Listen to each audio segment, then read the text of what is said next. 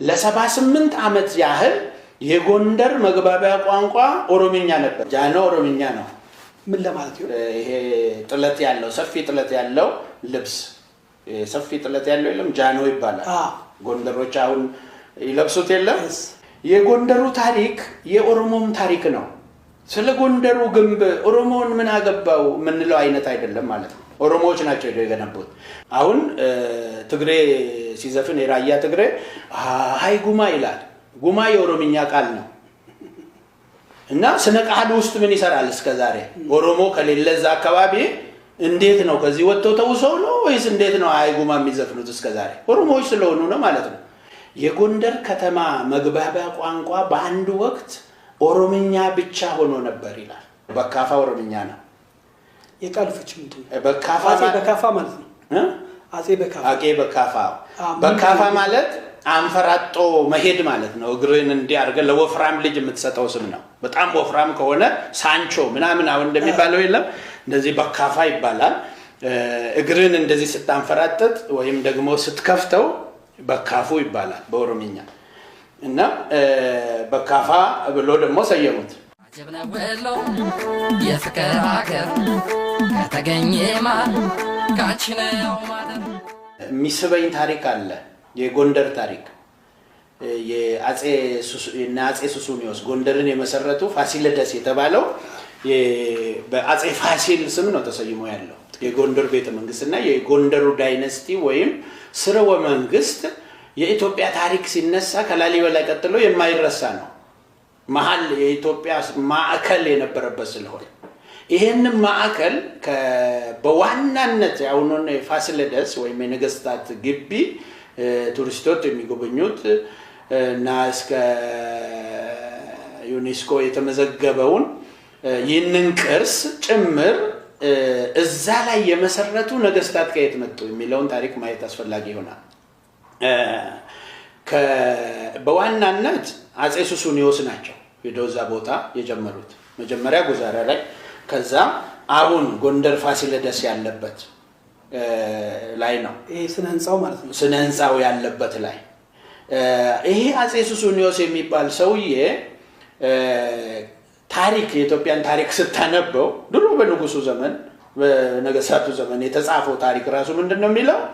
ከግንደበረት የኦሮሞ ተዋጊዎችን ይዘው ሂደው ጎንደርን የጎንደሩን ንጉስ አሸንፈው ያዟት ይላል ታሪክ ራሱ ማለት ነው።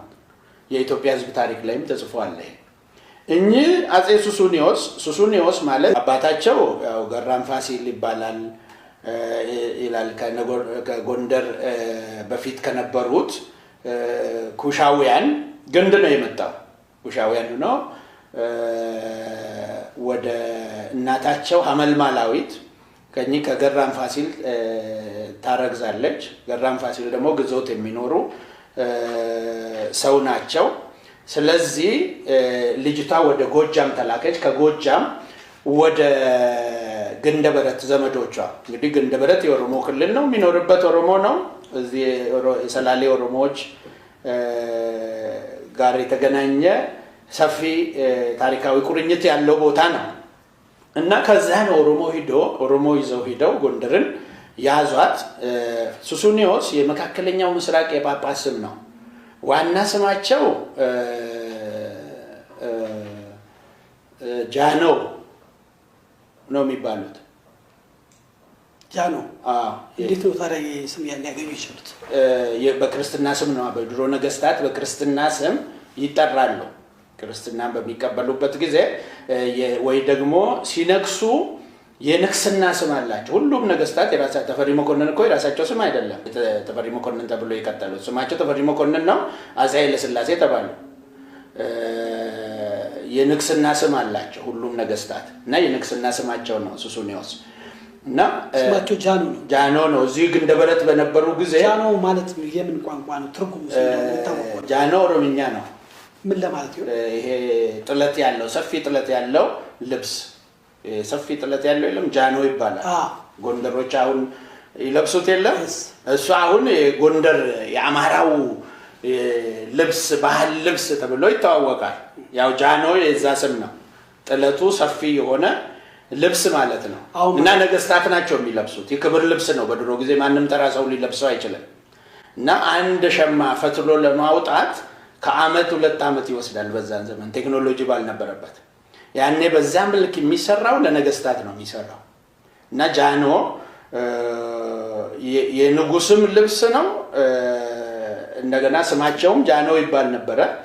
የትውልድ ስማቸው ማለት ነው። በዛ አይነት ሁኔታ ሂደው ነገሱ። ከዛ በዛው በኢትዮጵያ ታሪክ ላይ የንጉሱ የአጼ ሱሱንዮስ ሚስት ደንበኛ ኦሮሞ ነበሩ ይላል። አሁን ሰውየው ከዚህ ነው ሄዱት ብያለሁ። ወታደሮቹ ኦሮሞዎች ናቸው። ልጁ አጼ ፋሲል ሲወለድ ከማን ነው የተወለደው ማለት ነው? ይሄ ታሪክ እንደሚለው ደንበኛ ኦሮሞ ነበሩ ሚስታቸው ካለ ይሄንን ባለፈው ዶክተር አብይም ጠቅሷል።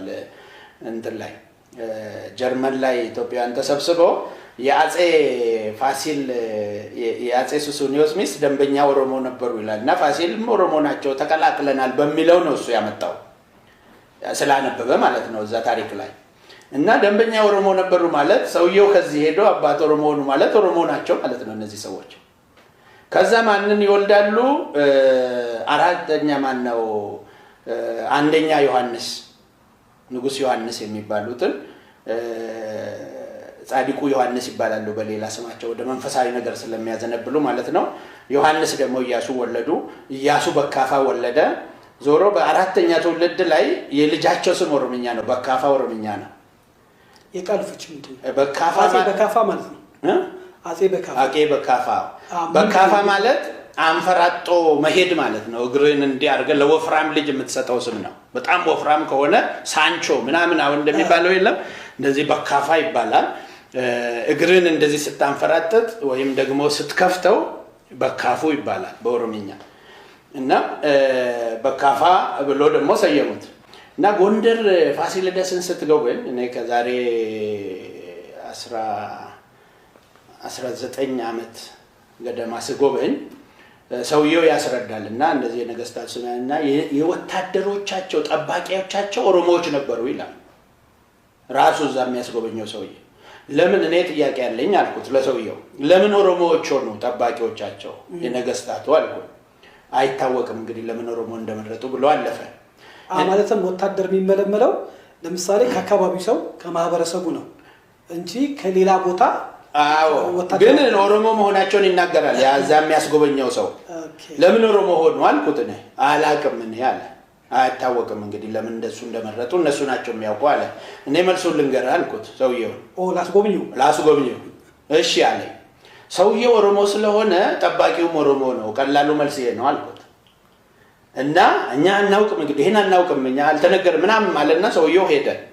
ያ ማለት በሌላ በኩል ደግሞ ለምሳሌ የኢትዮጵያ ሕዝብ ታሪክ ላይ ምን ተብሎ ተጽፏል መሰለ? የጎንደር ከተማ መግባቢያ ቋንቋ በአንድ ወቅት ኦሮምኛ ብቻ ሆኖ ነበር ይላል። መቼ ለሚለው እነ በካፋ እነ ሱሱንዮስ እነ ፋሲል በገዙበት ማለት ነው። ሌላ ታሪክ ላይ አሁን ደግሞ ስታነብ ለ78 ዓመት ያህል የጎንደር መግባቢያ ቋንቋ ኦሮምኛ ነበረ ይላል። ምን ማለት ነው? እዛ የነበሩ ኦሮሞዎች ያኔ ዘምተው የሄዱ ወታደሮች መግባቢያው ኦሮምኛ ከሆነ ብዙ ኦሮሞዎች አሉ ማለት ነው። የትገቡ እነዚህ በነኑ ጠፉ ወይስ ሻሽተው እዚህ መጡ? የትገቡ ለሚለው እዛው አማርኛ ተናጋሪ ሆነው ቀሩ ማለት ነው። ስለዚህ ጎንደርን ስታነሳ የአገው ብቻ አይደለም ወይም የቤጃ ብቻ አይደለም ወይ አማራ ብቻ የምትለው አይደለም። የኦሮሞ ታሪክ እዛው ውስጥ ታገኛለህ። ኦሮሞ ይሄንን መካድ የለበትም፣ አማራም ይሄን መካድ የለበትም። እየተጻፈ ቁልጭ ብሎ የተቀመጠ ታሪክ ነው። ለምሳሌ ጎንደሬ ሲዘፍን አንድ ይሄን ታሪክ ስታጠና አንድ የምታገኘው ስለ አንድ ህዝብ የምታገኘው ስነ ቃል ውስጥ ነው። አሁን ትግሬ ሲዘፍን የራያ ትግሬ ሃይ ጉማ ይላል። ጉማ የኦሮምኛ ቃል ነው። እና ስነ ቃል ውስጥ ምን ይሰራል እስከዛሬ? ኦሮሞ ከሌለ እዛ አካባቢ እንዴት ነው ከዚህ ወጥተው ተውሰው ነው ወይስ እንዴት ነው ሃይ ጉማ የሚዘፍኑት እስከዛሬ? ኦሮሞዎች ስለሆኑ ነው ማለት ነው። በግድ ወይ ትግርኛ ተጭኖባቸው በአሁኑ ጊዜ በግድ ይጫናል። በድሮ ጊዜ ደግሞ በፍላጎታቸው ከህዝብ ጋር በሚያደርጉት መስተጋብር ትግርኛ ቋንቋ ተናጋሪ ሆነዋል ማለት ነው። የራያ አካባቢ ያለው ደግሞ ሰፊ ኦሮሞ አለ። ከዚህ ሄደው ያኛው እዛው የነበረ ነው። ቀደም የመደባይ ያልኩት ይሄ የራያ ደግሞ ከዚህ ፈልሶ የሄደ የሀዲያ የኦሮሞ ዘር ግንድ ያለበት ነው። እስከ ላይ ሄደው የሀዲያ ማለት ወደ ደቡብ ኢትዮጵያ ወደ ሀዲያ በጣም ትልቅ ህዝብ የነበረ ነው። ንግስት እሌኒ የምትባለው የአጼ ገላዲዮስ እናት ሀዲያ ነበሩ። እንትኖችን ጠርተው ያመጡ እነዚህ ግራኝ አህመድን የወጉ የፖርቹጋል ወታደሮች ጋር ከፍተኛ ዲፕሎማሲያዊ ግንኙነት ያደረገችው እሷ ነች። ጠርታ ያመጣችውም እሷ ነች። ንግስት እሌኒ የሀዲያ ንግስት እሌኒ የሙስሊም እንደነበሩ የሚነገርም አለ በታሪክ። የንጉስ ማን? የሀዲያዋ ንግስት እሌኒ በሃይማኖት ሙስሊም የነበሩ በኋላ ወደ ንጉስ ነው። ሙስሊም እና መጀመሪያ የተቀበሉት እኮ ከኢትዮጵያ ውስጥ ሀዲያዎች ናቸው። አሁን ኦሮሞ ወደ በኋላ በአሲሚሌሽን ኦሮሞ የሆኑት በአርሲ በተለይም በምዕራብ አርሲ ያሉት አብዛኞቹ ሀዲያዎች ናቸው። አሁን ኦሮሞ የሆኑት የሚሼራ አሁን ሚሼራ የሚባለው ዘር ሀበርለሶ የሚባለው ዘር ኦሮሞ ውስጥ ማለት ነው። ባዶ የሚባል አለ። ይሄንን ዘር በተመሳሳይ ሁኔታ ሀዲያ ውስጥ ጎሳውን ታገኛለህ። ለምሳሌ የኢትዮጵያ የኦሮሚያው ፕሬዝዳንት የነበረው አቶ ጁነዲን ሳዶ ዘርና የአቶ በየነ ጴጥሮስ ዘራቸው አንድ ነው። በአንድ ከሚሼራ ነው። እዚህ ሚሼራ እዛ ሚሼራ ነው። ማለትም ኦሮሞና ሀዲያው ነው ወይ ደቡብ? በቃ ቋንቋውን በአሲሚሌሽን ጊዜ አንድ ቋንቋ ወስደዋል። እነዚህ አንድ ላይ እንትን ብለዋል ማለት ነው። ኢትዮጵያ ህዝብ መለየት አትችልም ለማለት ፈልጌ ነው። በጣም የተቀላቀለ ነው። አሁን እንደሚባለው አይደለም። ስለዚህ ይሄ የጎንደሩን ታሪክ ስናስበው የጎንደሩ ታሪክ የኦሮሞም ታሪክ ነው። ስለ ጎንደሩ ግንብ ኦሮሞን ምን አገባው የምንለው አይነት አይደለም ማለት ነው። ኦሮሞዎች ናቸው የገነቡት፣ ግን የኦሮሞ ነው ብሎ ክሬም እያደረገ አይደለም። በቃ እዛ ያለው ህዝብ ነው የሚጠቀምበት። ተለ ነው የምትሄደው። ኦሮሞ ስለ ጎንደር ህዝብ ባይተዋር እንዲሆን፣ ስለ አክሱም ውልድ ባይተዋር እንዲሆን፣ ስለ አድዋ ድል ባይተዋር እንዲሆን ተደርጎ የሚነገር ትርክት አለ። አማራው ለጎንደሩ እንዳይሆን እንዳልከው ደግሞ በአንዳንድ በመሪዎች ሁሉ ሳይቀር ይሄኛው ታሪክ ለከሌ ምኑ ነው የሚል ትንሽ ጸብጫሪነትን በደንብ ክሬት ተደርጎ ተሰርቷል ነው የምትለው። እሱ አንደኛ ወይ በእውቀት የተሰራ ነው ወይ በእውቀት ሆን ተብሎ የተሰራ ነው ወይም ደግሞ ከመሀይምነት የሚበነጭ ነው የሚፈልቅ ነው። እንደዚህ አይነት ነገር ሌላ ነገር አወቅ ማለት ሁሉ ነገር አወቅ ማለት አይደለም። ይሄንን የተናገሩ ሰው ግን መሀይም ናቸው ማለት አይቻልም። ማለት መለስ ዜናዊ ናቸው ያሉት። የአክሱም ሐውልት ለወላይታ ምኑ ነው ያሉት። ለኦሮሞን ፈርተው እንጂ ለኦሮሞ ምኑ ነው ሊሉ የሚችሉ ይሆናል። ለኦሮሞ ምኑ ነው ቢሉ አክሱም ራሱ ኦሮሞ ነው አክሱም የሚባለው ሰውዬ የሚባለው ምላሽ ይመጣል ብለው ምናልባት ታሪክ ካጠኑ ያውቁ ይሆናልና ፈርተው ሊሆን ይችላል።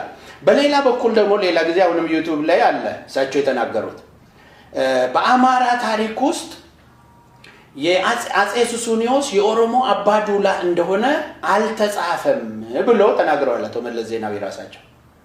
ምን ማለት ነው ይሄ? ማለት አጼ ሱስንዮስ ኦሮሞ ነው፣ የኦሮሞ አባዱላ የጦር መሪ ነው፣ ሂዶ ጎንደርን የቆረቆሩ እሳቸው ናቸው ማለታቸው ነው። በሌላ በኩል እያመኑ እኮ ነው። ሌላ ጊዜ ደግሞ ኦሮሞ ማለት ይሄኛው ታች ያለው ነው፣ ያኛው አማራ ነው ደግሞ ይላሉ ራሳቸው ሰውየው ማለት ነው። ይሄ አሁን ዩቲዩብ ላይ ገብተህ ማግኘት የምትችለው ነው። እኔም ሊንክ ልታረግ ትችላለህ ዩቲዩብ ላይ ገብተህ እሳቸው የተናገሩት ስላለ ማለት ነው። በሌላ በኩል ደግሞ አጼ ኃይለ ሥላሴ ተፈሪ መኮንን ኦሮሞ እንደሆኑ በአማራ ታሪክ ውስጥ አልተጠቀሰም ይላል ራሳቸው አቶ መለስ ዜናዊ ናቸው ይሄን የሚናገሩት። ያውቃሉ ማለት ነው። ካወቁ ለምን መከፋፈሉን ፈለጉት? አማራ ተፈሪ መኮንን ኦሮሞ እንደሆኑ ካወቁ አጼ ሱስንዮስ ኦሮሞ አባዱላ እንደሆኑ ካወቁ ከተናገሩ ሌላ ጊዜ ለፖለቲካ ጥቅም የሆነ ቦታ ላይ የሆነ ነገር ለመምታት ለፖለቲካ ኮንሰምፕሽን ወይም ፍጆታ ካዋሉት ለምን ህዝቡን መከፋፈል ፈለጉ ስትል ለሱ ደግሞ ሌላ የጥቅም ወይም በፖለቲካ እንድምታ ይኖረዋል። ግን ያ ሌላ ፖለቲካ የሚያከፋፍል አይነት የተለያየ ነው የሚያሰኝ አይነት የሚያራምደው ሰው የራሱ እውነተኛውን ታሪክ ደግሞ መካድ ሲያቀተውና መልሶ ሲናገር ታየዋለህ። እዚህ ላይ እንግዲህ ሲናገሩ ስለ አጼ ኃይለ ሥላሴ ኦሮሞ እንደሆኑ በአማራ ታሪክ አልተጻፈም ብለዋል የቀድሞ ጠቅላይ ሚኒስትር እያሉን ነው። እስቲ ይሄኛው ታሪካዊ እውነታው እንዴት ነው? የቅርብ ጊዜ ዘመን ስለሆነ ማለት ነው። እስቲ እንደው አጠር አድርገው ቢያብራሩልን። አጼ ኃይለ ሥላሴ ተፈሪ መኮንን ወልደ ሚካኤል ጉዲሳ ዳባ ናቸው ስማቸው።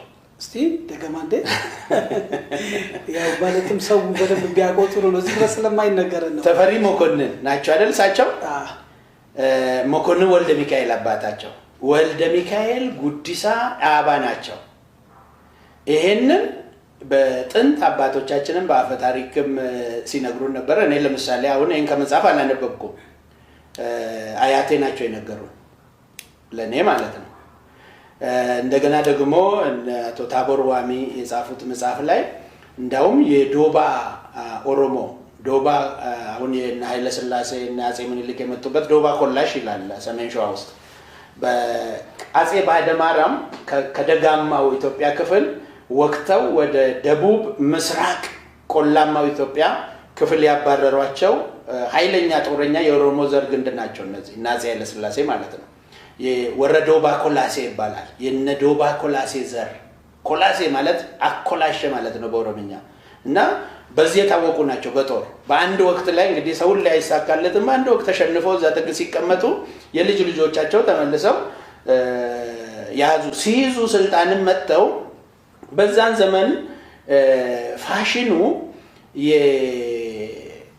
የተጻፈ ጽሁፍ በመጽሐፍ ቅዱስ ነገስታቶቹ ካህናቱ ካላነገሱ ስለማትነግስ እኔ የሰለሞን ስርወ መንግስት የሰለሞን ዘር ግንድ ነኝ ብለው ነው ወጥቶ የነገሱት። ዘር አለን። አጼ ቴዎድሮስ እኮ በሚነግሱ አሸንፈው እየተዋጉ በሚመጡበት በውጊያ አሸንፈው ሲመጡ ከቋራ ተነስቶ ማለት ነው አንቀበልም አለ ህዝቡ።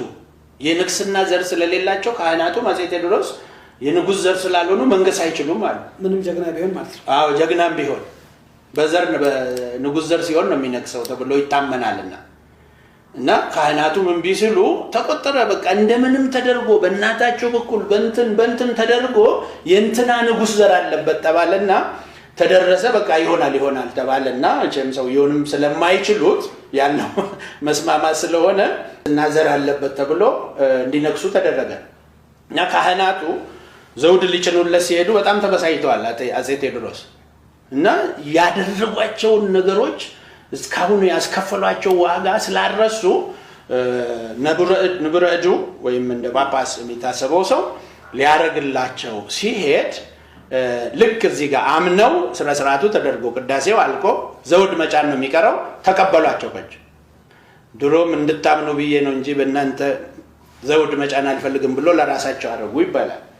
እና ምንድነው ያናደዳቸው? ዘር አይደለም ተብሎ ብዙ ዘመን ስለተከለከለ። ስለዚህ እንዳይመጣባቸው እነዚህም ዘር ነን እያሉ ነው የሚነክሱት እንጂ እንደው የአይሁድ ዘር ብቻ ምናምን ስላለበት አይደለም። ዘሩ በቀዳማዊ ምኒልክ እንኳን ቢጀምር ጠፍቷል። በቃ እንዴት ነው? መጀመሪያ 50%፣ ቀጥሎ ከኢትዮጵያዊ ሲያገቡ 25፣ ቀጥሎ ሲያገቡ 12.5፣ ቀጥሎ ሲያገቡ 6.5 እየሆነ በቃ ኢትዮጵያዊ የሆነ እኮ ነው የሚያልቀው። ወይ ኩሽ ይሆናል፣ ወይ ማነው፣ ወይ አገው ይሆናል፣ ወይ ኦሮሞ ይሆናል፣ ወይ ቤጃ ይሆናል፣ ወይ ጋፋቶ ነው አልቋል ማለት ነው። ከዛው ከሱ ውስጥ ማለት ነው።